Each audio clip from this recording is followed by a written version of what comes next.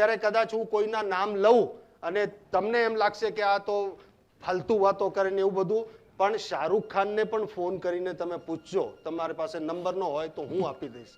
એક મિનિટ પૂછજો કે મહેશગીરી બાપુને તે ઘરે બોલાવ્યા હતા અને તે મહેશગીરી બાપુને એમ કીધું હતું કે એસિડ એટેક જે છોકરીઓ ઉપર થાય છે એના માટે તું કંઈક કરવા માંગે છે, ત્યારે મહેશગીરી બાપુએ તને શું કીધેલું.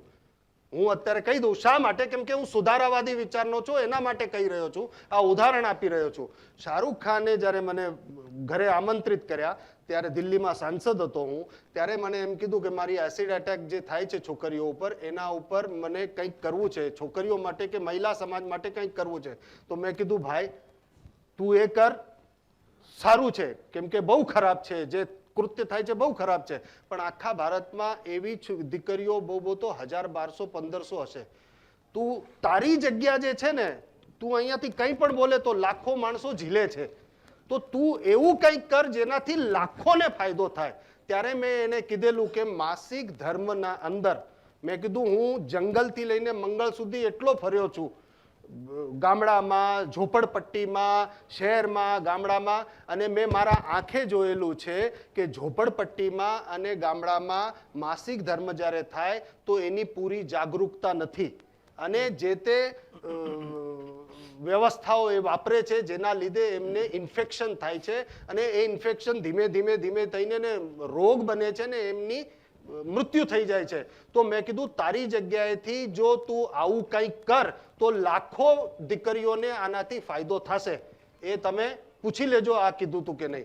પછી એનો આગ્રહ એમાં જતો, એ એમાં આગળ ન વધ્યો તો અક્ષય કુમાર, એને ભારત કે વીર કરવું તું, ત્યારે એને મારી સાથે એને પરિચય અને બધું થયું, મેં એને મદદ કરીને એ વસ્તુ એક બાજુ, પણ ત્યારે મેં એને આ જ વાત કરી તો એના પછી એમને એક ઓલો મૂવી કાઢ્યું હતું.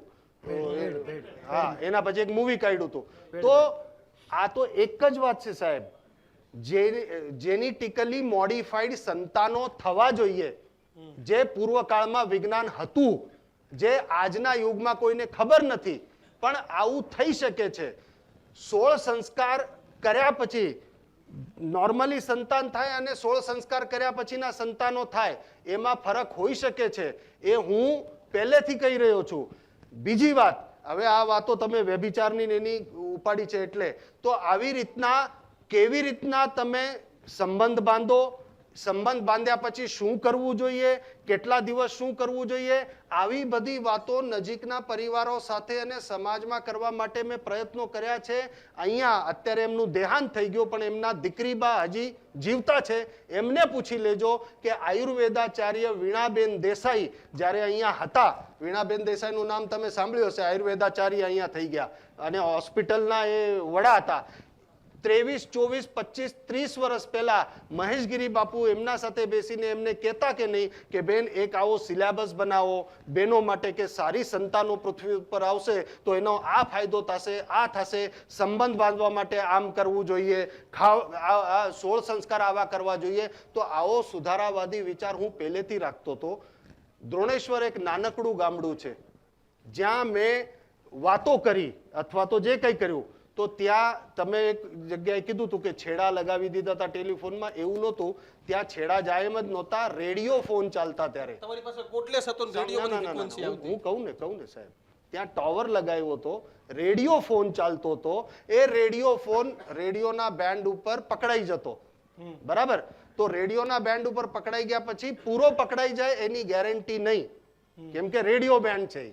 હવે એના અંદર સાંભળીને, દાખલા તરીકે આજે હું આ જગ્યાએ બેસીને, મને માફ કરજો બહેનો દીકરીઓ બધા, સેક્સ શબ્દ વાપરું તો કદાચ આ લોકો અત્યારે થોડું ઘણું સમજે.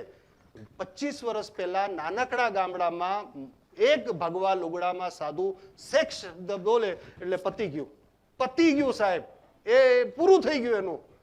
આવી હાલત હોય છે એક વાત. એટલે આવી ઘણી બધી વાતો હતી જે અર્ધ સત્ય હતી અને એને લાવવામાં આવી.